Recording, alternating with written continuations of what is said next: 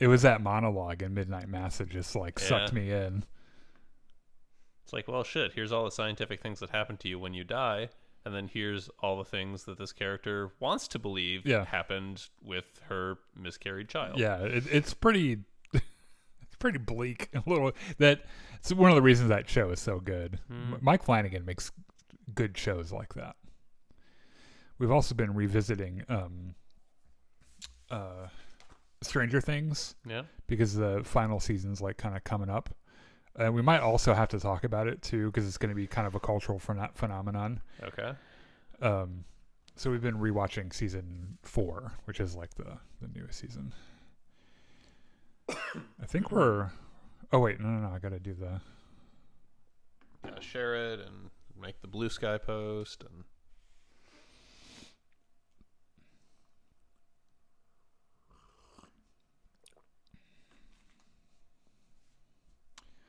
Tuvok, I understand. That is a good thumbnail. It makes a lot of use of red. Yeah, that's a recurring theme in Welcome to Derry as well. Is that the color palette gets very red when Pennywise is horrifying children. To make them more tasty, by the way. That's why he does it. Put a little seasoning. Yep. Which that can be tonight's public service announcement. Season your goddamn food. Like at least put some salt in there. John's mom.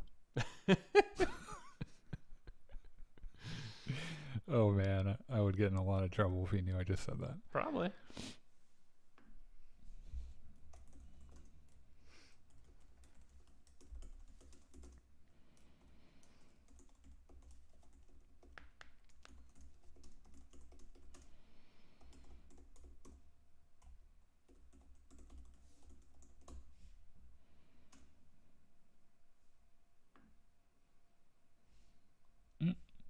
There we go. We did it. Let's go. Let's get this. Yeah, let's go. Pull the lever. Pull the lever, Crunk.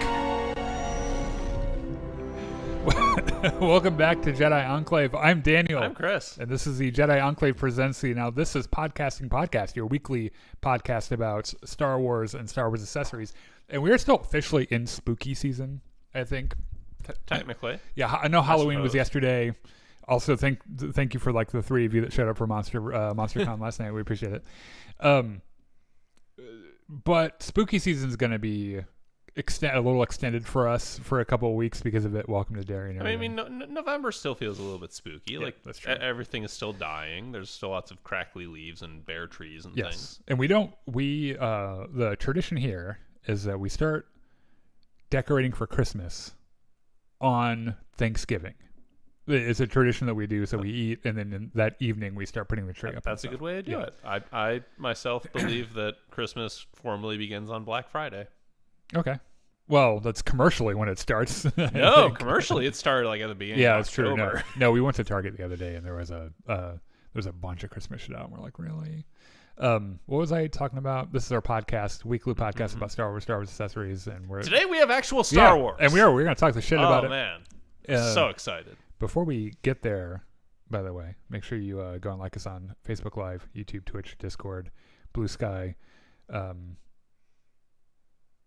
feel like I forgot something in there. All the links are in TikTok? the description. Yeah, we are on TikTok. I exclusively post Battlefront reels over there with funny little captions. And you know what? It's been doing pretty well for us. It's been doing numbers. Yeah. I mean, not like amazing, but, way more than we had. I messaged my friend Ben, who is the one who was like, you need to get on TikTok. Because he's like that generation. He's like younger. And so I messaged him on TikTok because he was like our only follower. And I was like, hey, we actually have views now. So what is it like to be friends with a TikTok star? He didn't think it was very fun. That's fine. We did pass 28,000 followers this week on Facebook. So thank you everyone for your continued support. It's like 19,990 more than I thought we'd ever have. Yeah, we're closing in on 30. Dang. Yeah. After this, we're gonna play a little Battlefront with the boys, and the The game mode wheel will be coming back to bless us as well. Okay. Actually, we've been dipping our toes into a lot of different game modes. We kind of figured that, like, we kind of discovered, like, actually playing HVV, if you have like a really solid squad and your thing is HVV, that's what we used to do for like 2 hours every night. And then we're like, you know what? There are other game modes that are actually a lot of fun in this game. So we have a wheel we spin. And I love wheels. Yeah, I don't think you've experienced that yet, so I'm excited. No, I think the weirdest thing you've made me do is Ewok hunt. Oh, one of our biggest reels on Facebook is me chasing our friend Wee Baby Matt. Actually, I'll show it to you when we start the stream, because it's me chasing him, and he's the only stormtrooper left. And then I pan over and look, and then there's an entire army of Ewoks like behind me, and we're all just chasing him. And it's at one point he just stops and gives up, and we kill him, and it's really funny. Anyway, go and like us on social media. We don't have we got to get through everything pretty quickly, and there's a lot of shit this week that we're talking about. Two things in particular. First of all is Star Wars Visions Season 3 has dropped, and is honestly, I think, as much fun for me as the other two seasons have been. One shocker episode in that season that we're going to talk about, where I watched it twice, because the first time I was like, I think I know what you're talking about. What the fuck is happening? And then I watched it again, and I was like, this is strangely beautiful in a weird, abstract. If it's the episode I'm thinking of, that is my favorite episode from the season. The last one? Yeah. Yeah. I don't know if it was my... I appreciated it on the second view. The first viewing, I'm sitting here like... It's just sort of audiovisual overload. Yeah, right? and you're trying to... And like, so the themes are obvious on the first like go through, but you're just like, wow, this is a little like an LSD trip. Yeah. And I feel like I should be high when I'm watching this. But I ended up, like, on the second view, I was like, okay, I get it. I get what they're putting down with this, and the jazz is really cool. Yeah. So it's very Cowboy Bebop / shrooms, yeah. You know. That's one of the things I really appreciate about Visions, is that so many of these studios are willing to get away from the, like, what we think of as the standard Star Wars music and do other stuff that's different, but also really good and really fitting with what they're doing. We're getting into this. We're gonna start with spoiler free first, but you kind of hit on something that I was thinking about. I'm gonna need your help a little bit remembering some of these, because I've been watching them throughout the week. I didn't watch them all at once. The thing that works so well for this is that the creators of all the episodes aren't bound by canon. Yes. So they can tell whatever story they want. As long as there's like a lightsaber and a droid in there, it's Star Wars. And even then, it's like when they're conceptualizing the episode, they're not thinking lightsabers and droids. They're thinking a samurai, a fucking samurai, and he's got his buddy with him. And there is more than one lightsaber that, when they extend the blade, it is shaped like a katana. Yeah, and then they're just like, you know what? Like, after the fact, they're like, light it up. It'll be a lightsaber, whatever the fuck.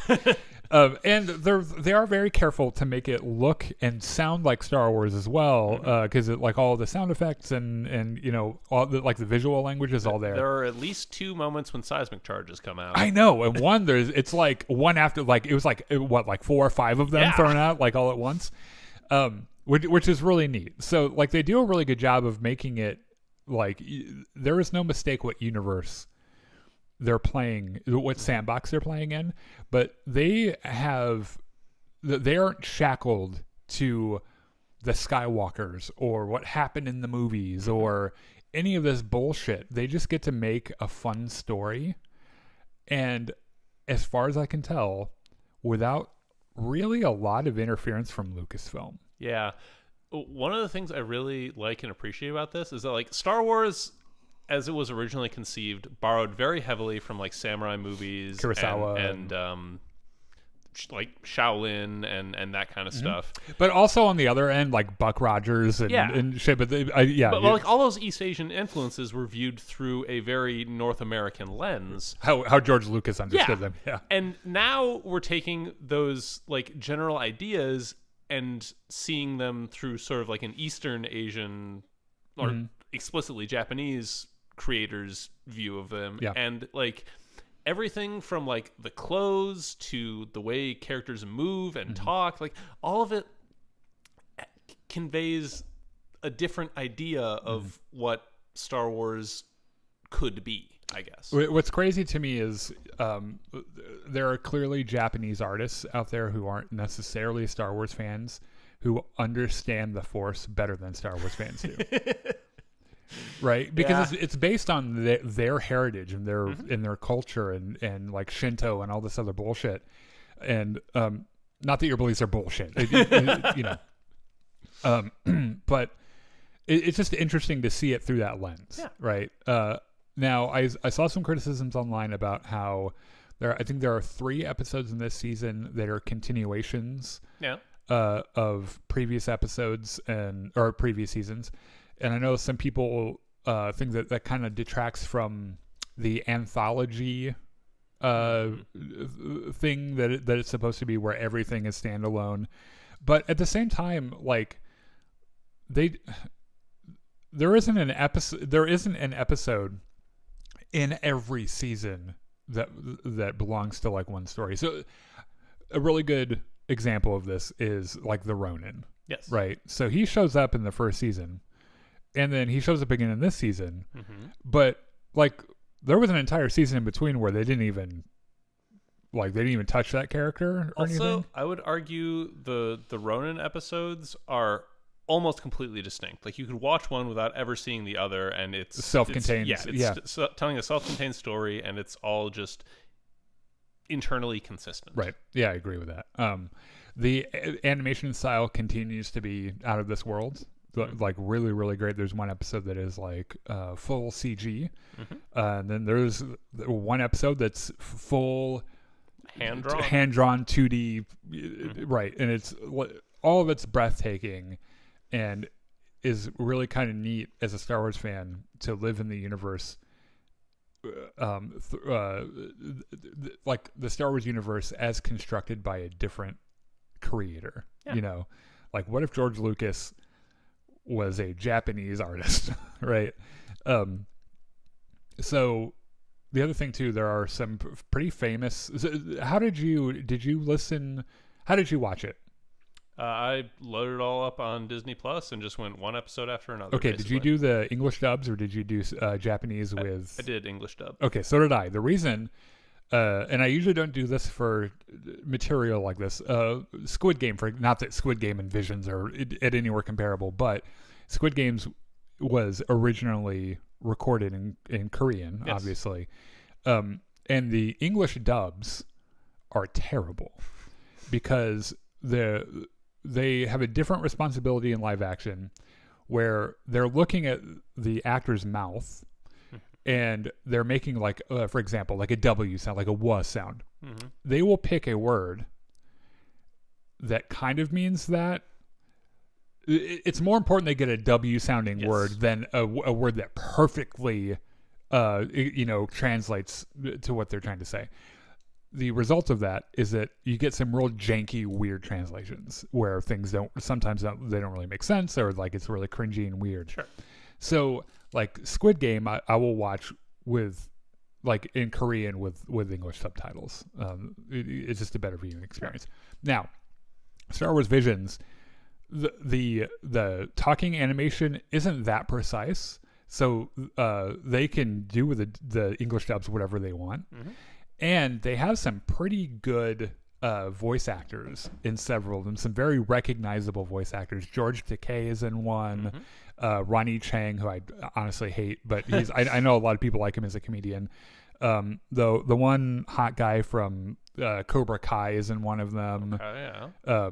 So it's cool that like there are some like pretty neat voice actors. I probably will go back and watch it in Japanese with subs. Or maybe not at all, since I kind of know what the Like I know what the plots are on most of them.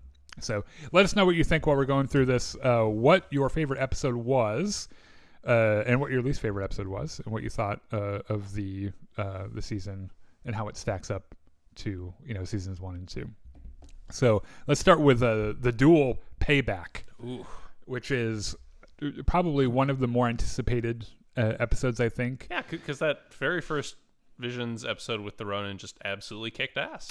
And it became a visual statement of the entire series, right? Mm-hmm. So like Star Wars Visions, if you go Google image search Star Wars Visions, you're going to get the Ronin, right? Mm-hmm. And then they did a novel. A novel. He's got a Black Series toy, even. So he made a big splash with Star Wars fans that like this kind of crossover stuff. And he's back doing Ronin shit. Yep. And were you gonna? I actually have it pulled up. I can talk about it. Go for it. Yeah. So it turns out I'm gonna talk a lot during Welcome to Derry. So yeah.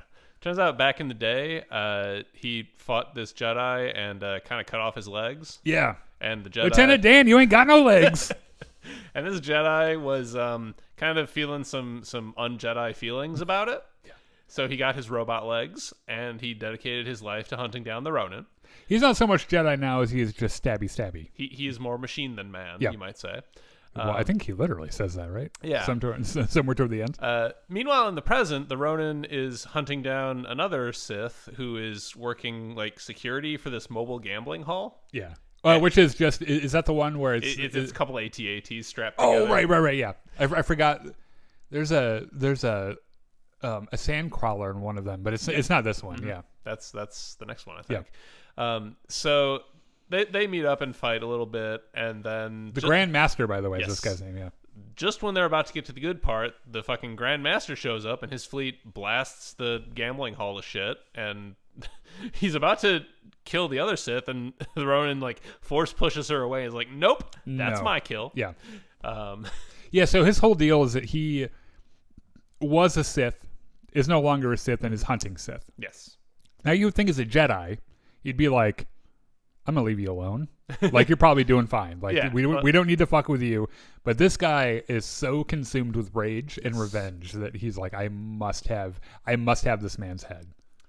So they have a little disagreement, and the Ronin doesn't win. So he wakes up having been rescued by a bunch of Ewoks who are on this planet. Right. And he's now he and the Sith that he was coming to kill are now working with the gambling hall owner to try to deal with the Grand Master. Mm-hmm. They come up with this plan where they put a shield on the island so that they can't blast through it. Mm-hmm. And there's this big long bridge, and the Ewoks just set up a bunch of traps on it. It reminded me of Ewok Hunt, honestly. It is, yeah, because you can set up some of those traps in the game mode, but obviously it's also they do a bunch of that shit in Return of the Jedi. I think that they made the Ewoks in this episode generally just a touch more vicious and dangerous than what we're used to. Because I love there's just at one point in this episode where you're like, they're little psychos. Yeah. They're little psychos. They're loving this shit. Which I love, by the way. I forgot to mention earlier when the Ronin was fighting this other Sith, he cut off her arm, but she got a new robot arm that has a whole bunch of lightsabers on it. What's better than one lightsaber? Well, 12. Yeah. 12 lightsabers is better. So they get into this fight. It's the two Sith against the Grand Master, and the Grand Master has this super speed force power. Maybe it's his robot parts. It's a cool animation, by the way. It's extremely cool. It's you see him flicker, and he's in 3 different places at once. It's really neat. He also has not the Grand Master, but the Ronin has a collection of kyber crystals, red kyber crystals that he takes from all the Sith he kills. Right, and I think his friend, well, not friend yet, but frenemy. Yeah, is I want those. Those are nice. Let me borrow those so I can put them in my arm. They do end up being friends, where they're like, hey, truce, and truce. Yeah, and then maybe some fucky fuck, and I mean they have a hot spring scene together, so right. And it took me an embarrassingly long time to realize the frenemy is a Twi'lek, because her Leku. Well, she's got a lot. She's got a lot going tied on. Up in a knot. It's really weird. So they end up fighting the Grand Master, and they win, and the Ronin's like, you're more machine now than man. Mm. You're not a Jedi. You're just a fucking robot. Yep. And then we're all like, we get that. We saw that movie. And then the Ronin and his frenemy have a little sparring match at the end, and that's it. Mm-hmm. It's fun. I like how they win the day. The Ewoks, they're those big Japanese wicker helmets and shit. They're like beating on them in drums and shit. And at the end, of course, they look at each other and he's like, truce is over. And then they both draw their lightsabers and fight, and that's how it ends, right? And it's like, they understood the assignment perfectly. Yes. They just made a samurai movie. Yes, and you understand that these two characters, after they're done with their current bout, are absolutely fucking after this, right? Like, this is not a duel. This is foreplay. And you know what? I'm very, very happy for them because I'm sure they make very pretty babies. Sure. So the next one was The Song of Four Wings. It was directed by Kobayashi. The studio that it was Project Studio Q. Mm-hmm. And what is this one about? So this is Princess Kurane. Spelled Crane. Right. But she literally says Kurane. Yeah. So she's this princess from this kingdom, and she joined up with the rebels because her kingdom got overthrown. So they're running around this ice planet, and they're wondering, well, why the fuck is the Empire here? Mm-hmm. Kurane is... Well, they're afraid that they're there for them. Yeah. So she's out scouting, and she sees this village that kind of got attacked, and she's like, well, shit, I'm going to go look for survivors. And she finds this survivor. It's this little tiny baby alien in like the basement underneath the house, or the crawl space, I suppose. Really likes origami. Mm-hmm. Yep. Excellent at making little four-winged cranes. Hence the name of the episode. And, also, and like the name of Kurane. Mm-hmm. I like how in Star Wars it's just understood now that you've got to have something really cute. Yeah, and they had two things because they had the droid and the little baby. Right, and it's just like in every Jedi Fallen Order, I had to have BD1, and then Star Wars Outlaws had to have Nix, like there's or Grogu or whatever the fuck. Like now you just have to have a cute little sidekick. Oh, I forgot to mention this episode had probably my favorite music of the entire season. It's very cool and electronic. Yeah. No, I think so. For talking about music for just a second, I think there's one that there was only one I wasn't too crazy about the music for. The rest of it I really liked for different reasons.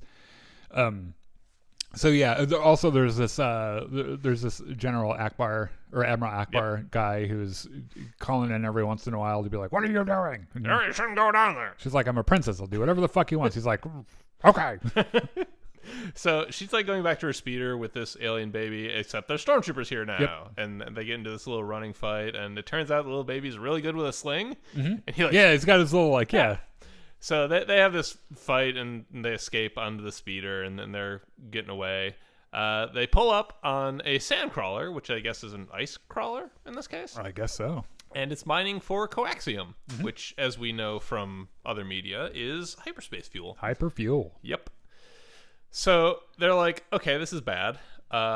Maybe we should try and do something about it. And then, oh god, there's AT-ATs up from the ice. I don't know how they got down there. I don't know how they got up. It was cool as fuck, though. Yes. Those things sprout out of the fucking daisies. Just jump right up. What I love about this episode is that things get progressively more ridiculous. Batshit, yeah. And like every time you get used to it, you're like, okay, I guess that's not exactly canon, but we can go with it. And then it gets a little weirder, and you're like, okay, I mean, we've come this far. Why not? Then it goes a little further, and you're like, what the fuck is this shit? Is this the one with several seismic charges? Yes. Yeah.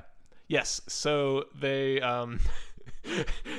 the droid gives the baby a thermal detonator to use with the sling and blow up one of the AT-ATs. Yeah. It works beautifully, by the way.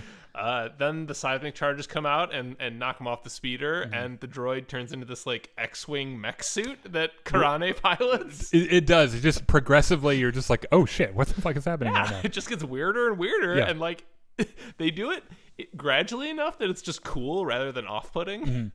It's revealed that the little baby thing they've got is, of course, force sensitive, and that's how like he folds little cranes and then makes them into four-winged cranes. Yep. They blow up the sand or the ice crawler. So it turns out the Empire didn't even know they were there at all. They were just here for the They fuel. just wanted gas. They're like, we need the gas station.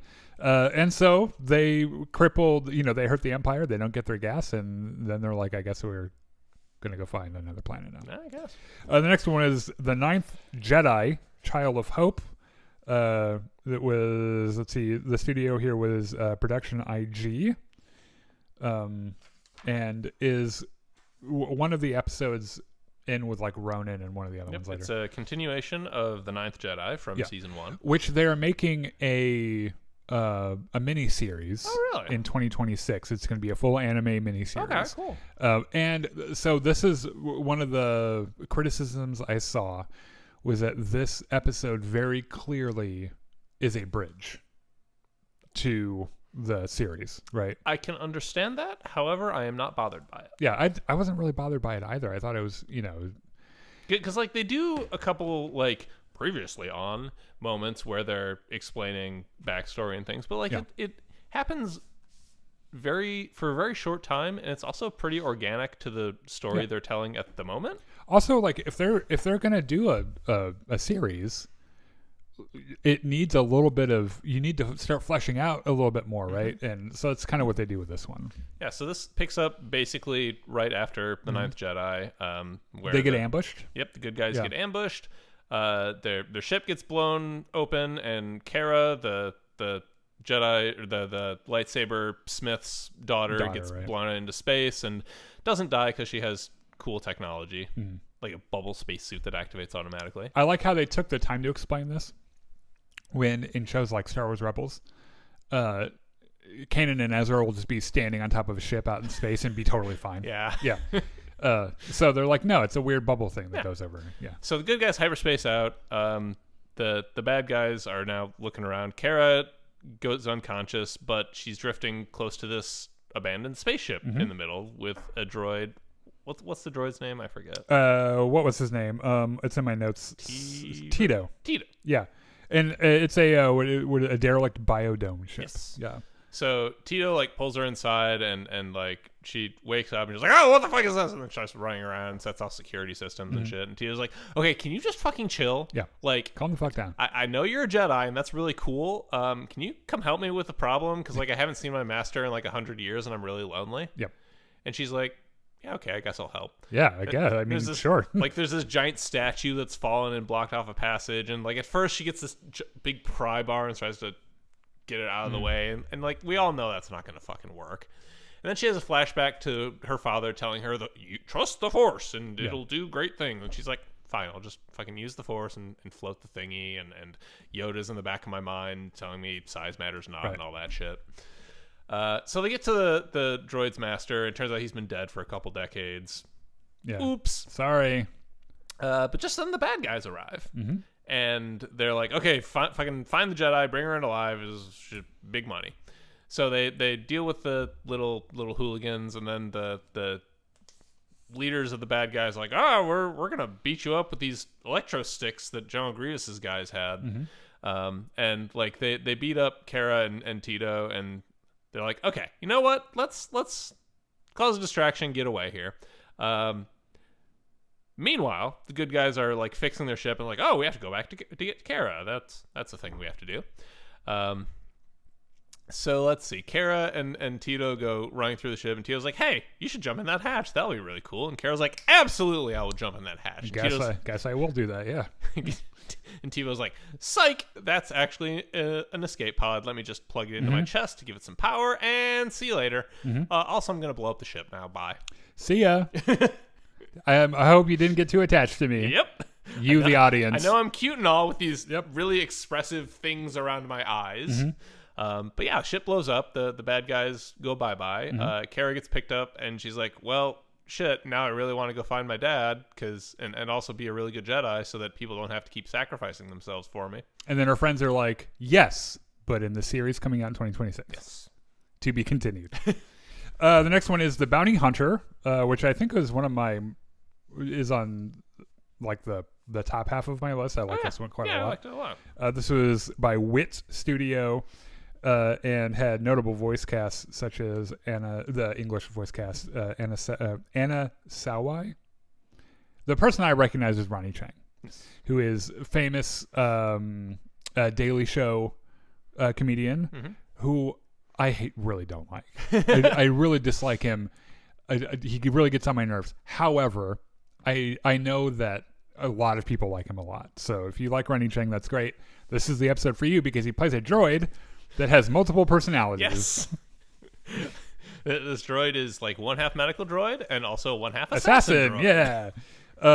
Which, if you have played Knights of the Old Republic, you know HK-47. It's very much out of that playbook. Right. Well, he even does a thing, right, where he, like, when he says a question, he'll be like, question. Yes. And then, yeah. So after a betrayal by a Jedi, Seven and her dual personality droid Iva 4 escape a space battle and land on a harsh industrial planet. And they get hired by Peter Thiel. Yeah. The CEO is like, hey, I definitely don't employ slave labor here, especially not child slave labor. Wink. But there's some dissidents out there who are definitely not escaped child slaves. Could you go like round them up and bring them back for me so that I can definitely not like re-enslave them? And she's like, yes, but only if you promise they're not slaves. He's like, I swear on my mother. I swear on my mother they're not slaves. Yes. So they go and do the job. Turns out it's all child slaves. They're not criminals. They're slaves. And they're like, son of a bitch, capitalists suck. Yes. And so they all team up. The rebels team up. They go and confront Peter Thiel. And he's got a big gold-plated fucking droideka because why the fuck not? Like, if you're Peter Thiel, you're going to have a gold-plated droideka, right? And then they save the day, and then the Jedi that, I guess, betrayed her at the beginning shows back up and is like, hey. No, that was in the flashback. Like that. Oh, was it? Yeah, before she walked away, the Jedi was like, hey, you're really good at being a soldier, so, like, can you, like, maybe use that to, like, do good things rather than just, kill people? Yeah. Thanks, bye. And don't work for capitalists. Yeah. Because they're fucking evil. Which is the whole message of this episode that I really enjoyed. Yeah. Very anti-Walmart, or fucking Apple or whatever.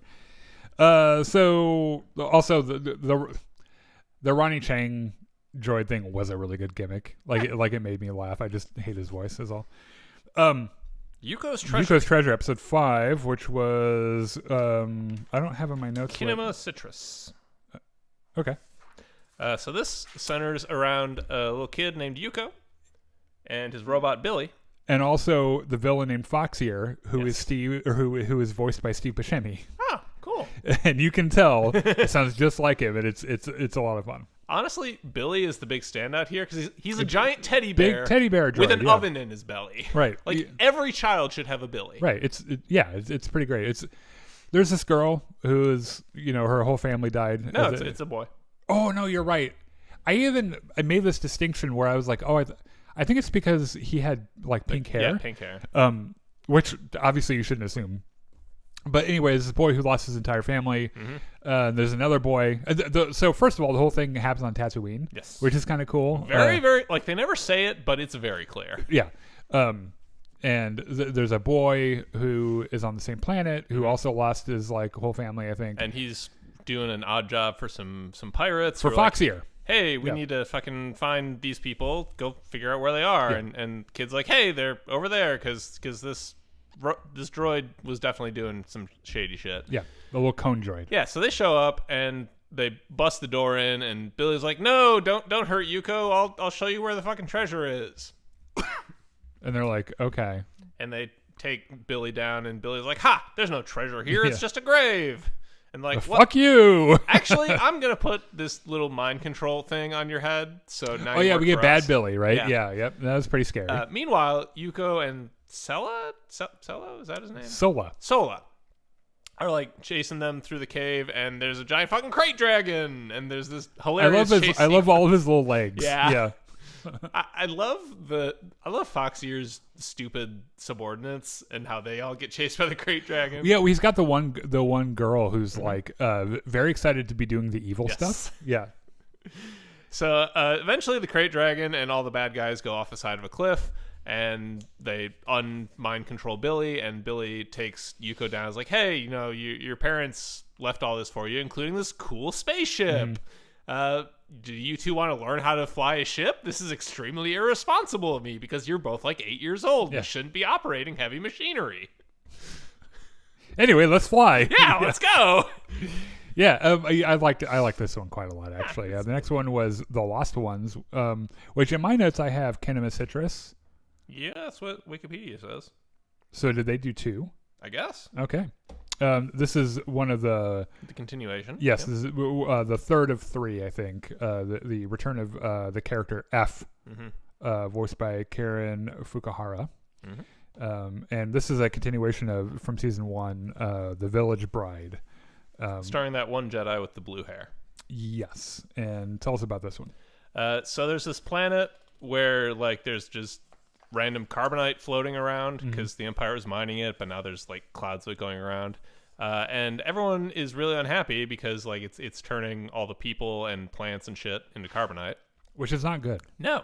That's bad, okay? No. So, there's some miners around the planet who are getting liquid carbonite, hoping they can trade it to the Empire to make their planet suck less. F meets up with some of them and saves a couple of them from a collapsing building, and then they go back to the refugee ship. Except the Empire shows up, and they're like, hey, we know you have a Jedi on board. Fucking give us the Jedi, or else we're going to blow up the whole fucking ship. I loved the animation of the Star Destroyer. Yes. It looks so sleek in this because all the different episodes have their own art styles, and a lot of them are very exaggerated scale and everything. This one looked like it was straight from the movie. It was pretty neat. Yeah. So F is like, well, I gotta fucking go over there, and Ron, one of the miners, is like, actually, let's do a little stealthy stealth. I'm gonna pretend I captured you, and we'll go over there together. So they do, and Ron sneaks around, does his little Obi-Wan in episode 1 thing where he's sabotaging the ship. F gets taken to her old master, who's bad now. Yes, he's bad now, and he's also Bishonen as hell. Extremely long hair, very luscious lips, and he's like, hey, so I died, but I got better. Yeah. But I'm also a Sith now. I died, but not permanently. Yes. The Jedi suck. You wanna come to the dark side? And she's like, is this because you died? He's like, maybe. It gives you perspective. Yeah. So she's like, I think I'd rather be a Jedi, thanks. And he's like, well, then pick up your fucking lightsaber because we're fighting. I guess I gotta kill you now. Yep. And they fight, and F does this cool thing where she flips over the bad guy, and he cuts off 3 of her limbs, but she stuck a liquid carbonite thing in his back, and he freezes over, and he's like, son of a bitch. Well, actually, he's like, you've he did look pretty impressed. He's like, you know what? I'm not even mad. She's like, well, shit, I actually impressed him. Cool. So F and Ron escape as the Star Destroyer is about to crash into the planet, and the refugees hyperspace out, and it's a happy ending. Yeah. Next one is The Smuggler, which I think might be my personal favorite. And I think it's because old lady with a lightsaber. Oh yes, which I always enjoy old lady with a lightsaber. But this this was by Studio Lakash, and I have it as Studio Trigger. I don't know, that might be wrong, but I might also be wrong too. I might have gotten that mixed up. It was done by a anime studio. Yeah, this one has the prince was voiced by Tanner Buchanan, who is one of the main characters from Cobra Kai, who is very, very pretty. And he plays the prince that belongs to a royal family that was wiped out by the Empire. And they're trying to get him out. Yep. So that and he has a definitely not Jedi lady who's helping him. Right. Yeah. Old lady. But they need a pilot. Right. So they do the old, find someone walking out of a cantina. Hey, I hear you're a smuggler. Yeah. 2 people off this planet, no Imperial entanglements. Yes. Where have you heard questions? Yeah. And so she's like, you know what? I really need the money, and you're offering to get my ship fixed. So sure, let's do it. She's also not the same kind of character as Han Solo either. I think she's her family is also wiped out by the Empire, so she's kind of eager to help anyone that's going to fuck the Empire. Sure. So she's like, hell yeah, 10,000 credits or 100,000 or whatever they offer. Whatever they do. Yeah. So there's a whole action because they got to get from the cantina to the spaceport, and there's a lot of shit in between. Yes. And so, like, at one point, some stormtroopers are like taking everyone who could possibly be the prince and arresting them. And actual prince is like, you know what? Fuck this. I'm the actual prince. I'm gonna kick your ass now. Yeah. Yeah, he's got some moves too. Yeah. Yeah. And then there's a big reveal toward the end where the prince is in danger. And old lady's like, hold on, I need my forearm lightsaber. And then pulls it out and then is like, let's fucking go. And kicks the shit out of a bounty hunter. Yes. And it's, oh yeah, because there's a bounty hunter fucking chasing him and shit. And then they get to the ship and go to Yavin 4. Yeah. After having to fly around, the bounty hunter and a Star Destroyer. Right. But another seismic charge, I think, by the way, yes. in this one, yeah. The pilot comments that it's so fucking expensive. Yeah. Oh, I'm sure. I bet canonically the seismic charges must be super expensive because they're so devastating. So they get to Yavin 4, and the prince is like, actually, how would you like to help us continue to fuck over the Empire? And the pilot is like, yes, actually, I would like to do that. What she's thinking is, you're hot. Yes. Because like the prince is a very pretty boy and everything. And she's like, oh, of course. They definitely have a couple moments. Yes, yeah. The Bird of Paradise, which I found visually really engaging. This is the one that was all CG. This was my least favorite episode, but not because of the visuals. The visuals were brilliant. Yeah, I found the main character a little annoying. Yes. It's in fact in my head. I think I titled this episode the Star Wars Visions. The one girl has a really bad day and doesn't stop complaining about it. You know how everyone talks about like Luke in Episode 4 being really whiny? Oh, it's way worse than that. Yeah, it's way worse than that. Yeah. So this girl and her master is fighting this cackling evil Zabrak Sith. Yeah. And they're not doing too great. Yeah. And the Sith like cuts the girl over both eyes and knocks her down a cliff. Blinds her. And then the entire episode is her bitching about how she doesn't want to die. And how everything's too hard, and how she's really hungry. Constantly being serene and clearing your mind to use the Force is bullshit. Yeah, and then she fights the part of herself that's impulsive. Yes, this part I actually like. The last 5 minutes or so is actually a really good way to convey that message and visually visualize the conflict within her and how she figures it all out. Yeah, and then I can't remember. Does she actually die at the end? No, she doesn't. Maybe? Because, it's a little unclear. Because, there's a sunrise and, she opens her eyes and she sees it, which is not a thing that should happen if she was blind. That might be one of those things where they're like, we'll let you decide what happens. I don't know. Yeah. And then the last one was called Black. This is my favorite of the season. This was by David Production. I watched this. I have no fucking idea what the plot is. There are images and themes that sort of present themselves, but I don't think it's something that's meant to be analyzed in terms of plot. It's more about what you take out of it more than what it takes from you, what it evokes in you more than what you take from it. I don't know if I agree. I think that there's actually a really specific thing that it follows, which is this trooper who is dealing with the abject horrors of war and PTSD. Okay. And all the horrific shit that happens when you're in that line of work, and all of his different experiences and how they kind of eat away at you and all the crazy shit that you see as a soldier and stuff. So what was the deal with the red and the green troopers? I have no idea. I have no fucking clue. So I think there are 4 distinct visual styles I think I read in this episode. So they had professional artists working on it, but also their students. And because there's a lot of it that's intentionally drawn to be ugly, I feel like. Yeah. Which is definitely a choice, and I think it works in its favor because it aids in how chaotic everything is. Yeah.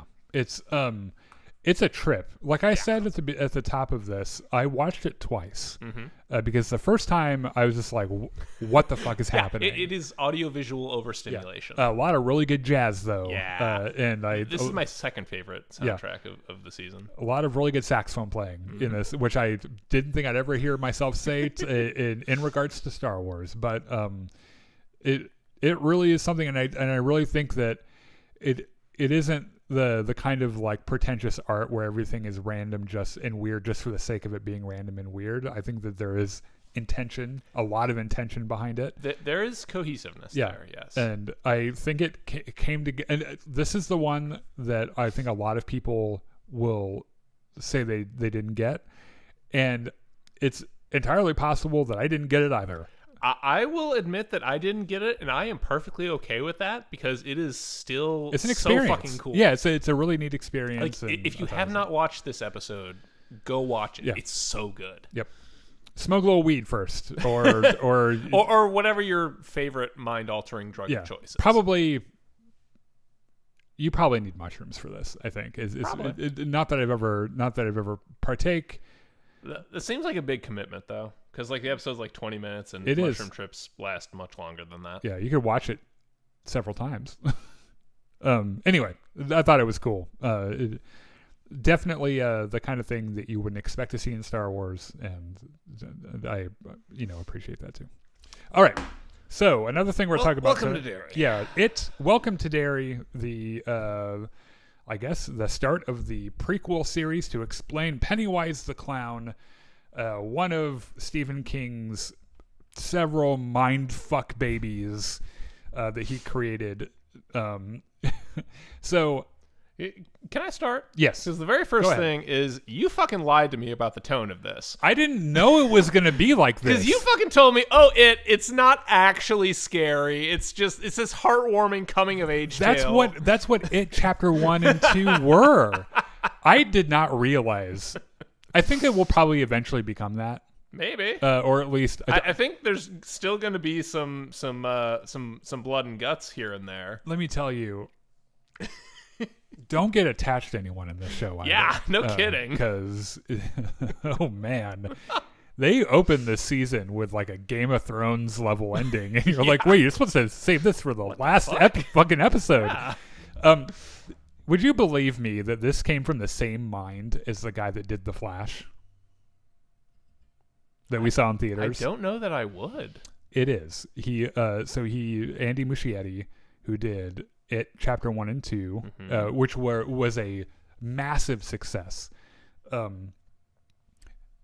They started whispering about this series in 2020, and then The Flash happened, and they're like, we don't know if we want your name on any of this shit. And then they kind of let it cool down and everything, and I think that It Chapter 1 and 2 and also Welcome to Derry, I think, it's really good proof that sometimes the filmmaker doesn't matter as much as the script or how much executive hands and pies happen, right? Yeah. Which is what happened to The Flash.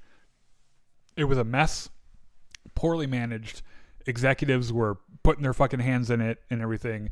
Ezra Miller was running around being a fucking psycho, and so the whole thing fell flat. Despite the fact that they had fucking Michael Keaton's Batman in it, still fell flat.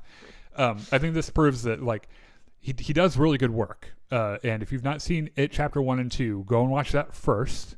The other thing is, okay, so are you a big Stephen King fan? I don't think you are, right? Not especially. Okay, so I am. I'm a massive Stephen King fan. I watch... I think the last Stephen King thing I consumed was like the Carrie movie. Which one? There are like 4 of them. I think it was the old one. They're doing a series too. From like the 80s or something. In fact, Mike Flanagan, the guy that did Midnight Mass, is doing a Carrie series. Huh. Yeah. Okay. Anyway, the thing to understand about Stephen King, by the way, I love Stephen King. I watch Shawshank Redemption every year. I cry every time I watch it. I've obviously read the bit of that from the short stories, The Apt People. I'm just a really big fan, right? Mm-hmm. And the thing to understand about Stephen King is that a lot of his characters, most if not all of them, all exist in the same universe. And everyone's from Maine for some reason. I'm not really sure what his New England obsession is fucking creepy, man. But he loves Maine. And this town of Derry is based on Bangor, Maine. Okay. Which is where he was staying when he wrote the book. The book is insane. You can tell there's a big chunk of Stephen King's life where his creativity was fueled by pure, unadulterated cocaine. and he's the first person to admit this, right? So you're like, Stephen King, why did you write a child orgy in It? And he's like, I was doing a lot of drugs. Okay, I'm so sorry. That being said, most of it is brilliant work, right? And so, as we're getting into this, and before you get into episode 3, when it comes out, there are certain things you need to look out for. For example, every single time in this series when you see a turtle, it's a big deal. Okay. That is because in this universe, the universe was created by a giant benevolent tortoise called Maturin. Okay. And Maturin is the benevolent force that is the foil to Pennywise. And in the book, he gives the kids special powers to beat, Pennywise, or gives them the guidance to beat him. And you'll notice, you might remember, even though you didn't know to look out for it, you probably remember at least one or two significant turtle moments, right? In the first 2 episodes. Not off the top of my head. The girl, sure you'll point them out to me. The girl gets the turtle bracelet. Oh, yeah. There's the turtle mascot thing at school. Mm-hmm. So the turtle represents Maturin, the giant benevolent tortoise. Now Pennywise is a billions of years old interdimensional being who landed on Earth several million years ago in what is now Derry. And every 28 years, pops his head up, eats some kids, goes back and hibernates for another 28 years. Dude needs to get a hobby. Yeah. He exclusively goes after kids. Mm-hmm. And he enjoys the experience more the more terrified they are. They taste better the more terrified they are. Okay. Yeah. This is very clearly Stephen King had some insane childhood trauma, and Pennywise is the embodiment of childhood trauma. And that's why he appears to all these different kids as all the things that terrify them. Right. So we meet a cast in the first episode of kids who... Oh, speaking of, is it just me, or have child actors gotten way better in the last no, they are way better. No, they did. They definitely are. In fact, the child actors in It Chapter 1 and 2 are also amazing. So this kid named Maddie goes missing in a harrowing opening scene in episode 1. That really just is it's hard to watch, but it's also terrifying. Mm-hmm. Who was killed by Pennywise. They try to find him. Is Pennywise the baby with the wings? He's the baby with the wings. He's the weird family that picked him up. He is sometimes random adults in Derry who are just kind of creepy. Ah, okay. He is. He's in the walls. He can be anything. Okay. He's the girl's mom in the second episode. And everything's scary. It's Pennywise. Okay. So these kids are trying to figure out what happened to to Maddie. And spoilers, by the way, don't get attached to these kids because all of them except for 2 die at the end of the episode. The giant fucking mutant baby comes out of the fucking movie screen. Mm-hmm. And we'll have more time to break everything apart next week because we will also have Star Wars Visions. But it's insane. Like this last sequence. Yeah, so the basic plot of episode 1 is all these kids are running around trying to figure out what happened to Maddie. Yeah. But also there's this Air Force guy that has showed up to town as well. Yes. He's a major on the Air Force. And he's also black, which is a big deal in Maine in 1962. Now, one of the other insane reveals that if you're not a huge Stephen King fan, you might not have even caught on, but Dick Hallorann from The Shining is in this show, which is, have you seen The Shining? It's the one where like Jack Nicholson does the axe to the door. Okay. And So there's a character called Dick Hallorann. So Jack Nicholson's son in this movie has the Shine, which is a psychic ability, and they meet Dick Hallorann, who's this older black dude who teaches him how to use the Shine, and he is introduced in this amazing way where they meet the character, and the character's talking to the kid's mom, and then while he's having this whole conversation, he starts psychically talking to the kid. It's like, hey, I know you can do this. Like, hey, my name's Dick. Yeah. And he is there for a specific reason too in Derry, which is insane.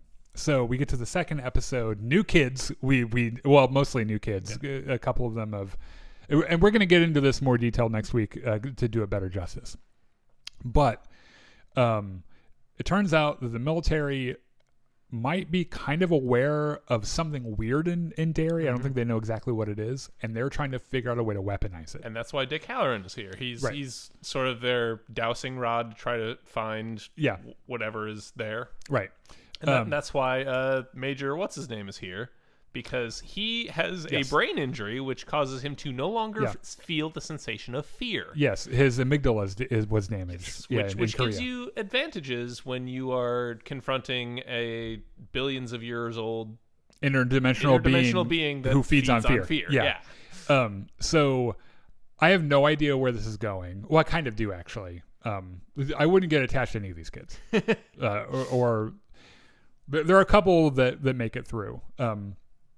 And so one of the kids in the first episode from the Jewish family is the uncle of one of the kids in It Chapter 2 or It Chapter 1 and 2 later on. So a lot of the people that we meet in this show are ancestors or extended family of characters that we learn or that we meet in the movies. And so Pennywise is going around scaring everybody in some really creepy moments that I think are so well done, like the convenience store pickle jar thing, which was real gross. They're really getting into the birth giving body horror that they've come back to that well twice now. Yes, and it's like I don't think we need any more of that. we can stop doing that, please, because that is unsettling and very strange. And while the Air Force is trying to find Pennywise and maybe throw him at the Cubans or the Russians, we have no fucking clue what they're up to. So anyway, we'll get into this in more detail next week when the third episode comes out. So we're going to reset here and join our buddies and play a little bit Battlefront. I think we're going to go about 90 minutes, but probably not the whole 2 hours tonight, so we can finish Midnight Mass.